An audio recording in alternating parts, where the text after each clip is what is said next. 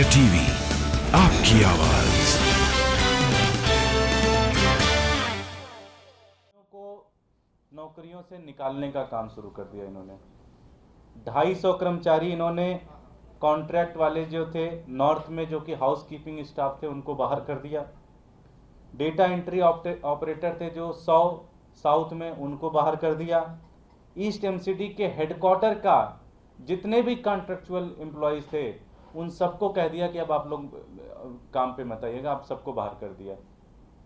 तो मतलब ये आपने जो ये कहा था कि भाई सारी समस्याएं खत्म हो जाएंगी, ये तो समस्याएं बढ़ती चली जा रही हैं। आप लगभग 1000 से 12 एम्प्लॉयज़ को आप नौकरी से बाहर निकाल रहे हो। कोरोना के 2 साल में लोग परेशान हो गए, लोगों की स्थिति बहुत ज़्यादा खराब है। ऐसी स्थिति में अगर आप सबको बाहर, 1000 लोगों को और बाहर निकाल दोगे, उनकी नौकरी कैसे चलेगी? दूसरा, आपका कूड़ा नहीं उठ रहा। तो हम भारतीय जनता पार्टी से कहना चाहते हैं कि पूरा का पूरा दिल्ली इन्होंने मिसमैनेज कर दिया है। इनसे कुछ भी संभल नहीं रहा। कूड़ा नहीं उठ रहा, एम्प्लॉयज़ को बाहर निकालना है, बिल्कुल भी समझ में नहीं आ रहा। और इसकी स्थिति ये हो गई कि पूरी दिल्ली धीरे धीरे कूड़ा घर के रूप में बदलते चली जा रही है। हम भारतीय जनता पार्टी से, केंद्र के नेतृत्व से ये आह्वान करना चाहते हैं और ये रिक्वेस्ट भी करते हैं कि आप इसमें प्लीज़ इंटरवीन होइए और इसको प्लीज़ इस सारी समस्या को रिजॉल्व करिए। अन्यथा होगा क्या कि पूरी दिल्ली, जो दिल्ली देश की राजधानी है, कूड़े के घर में बदल जाएगी और इसका सिर्फ और सिर्फ नुकसान दिल्ली वालों से होगा। हम हाथ जोड़कर आपसे विनती करना चाहते हैं कि आप प्लीज़ इस चीज़ को ख़त्म कराइए। ये जो पूरा का पूरा डेडलॉक है, सारी कंपनियों का पेमेंट आप तुरंत करें, जिससे कूड़ा उठना शुरू हो। और एम्प्लॉयज़ को हम हाथ जोड़कर आपसे विनती करते हैं, इनको आप नौकरी से बाहर मत निकालिए। हमारे साथ मनोज त्यागी जी हैं ईस्ट एमसीडी के, जिनके यहाँ सबसे ज़्यादा समस्या आने वाली है। साथ ही इनके यहाँ ईस्ट हेडक्वार्टर से भी सारे एम्प्लॉयज़ को निकाल दिए। कल से बता रहे हैं कि पूरी रात एम्प्लॉयज़ इनके घर पे बैठे रहे, सुबह बैठे रहे। मैं चाहूँगा कि एक बार मनोज जी इसके ऊपर कहें कि क्या स्थिति है यहाँ पर। सभी पत्रकार बंधुओं को मेरा नमस्कार। जिस तरीके से भारतीय जनता पार्टी ने तीनों एमसीडी को यूनिफाइड किया और ये था कि यूनिफाइड होने के बाद तमाम चीज़ों पे विराम लग जाएगा, तमाम समस्याएं हल हो जाएंगी, लेकिन रात का मंजर देख के ऐसा लगता है कि लोगों को बेरोजगार करने के लिए, भूखा मरने के लिए छोड़ने वाले हैं।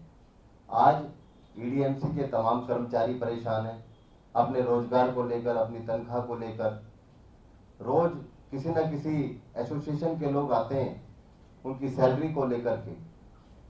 आज सबसे बड़ी परेशानी सुबह सुबह देखने को मिली कि नॉर्थ ईस्ट जो शादरा नॉर्थ जोन है, उसके अंदर, पूरे क्षेत्र के अंदर, हर वार्ड के अंदर, जहां एक वार्ड के अंदर 8-10 टिपर लगे थे, 12 टिपर लगे थे, 15 टिपर लगे थे, आज वहां पे सिर्फ और सिर्फ 5 टिपर की संख्या कर दी गई। कूड़ा उठाने वाले जो टिपर होते हैं उनकी संख्या 5 कर दी गई है। तो ऐसे में गली के हर कोने पे कूड़े के ढेर लग गए हैं। पहले भारतीय जनता पार्टी के नेताओं ने इस मेट्रो वेस्ट कंपनी को काम देने के नाम पे करोड़ों रुपए ठगे इनसे। आज इनकी बिलिंग के नाम पे इनसे पैसे मांगते हैं। आज इनकी बिलिंग नहीं हो पा रही, इनकी पेमेंट नहीं हो पा रही, जिसकी वजह से मेट्रो वेस्ट कंपनी ने आज अपने टिपरों की संख्या कम कर दी है, रिक्शा की संख्या कम कर दी है।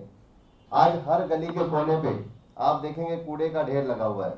ये जगह जगह से फोटो आ रही है, हर जगह से ये कूड़े के ढेर हर गली के कोने पे लगे हुए हैं इस तरीके से। और साथ ही साथ मेट्रो वेस्ट कंपनी ने ये भी कह दिया कि जो सड़क पे पड़ा हुआ कूड़ा है वो हम लोग नहीं उठाएंगे, जबकि उनके एग्रीमेंट में भी ये था।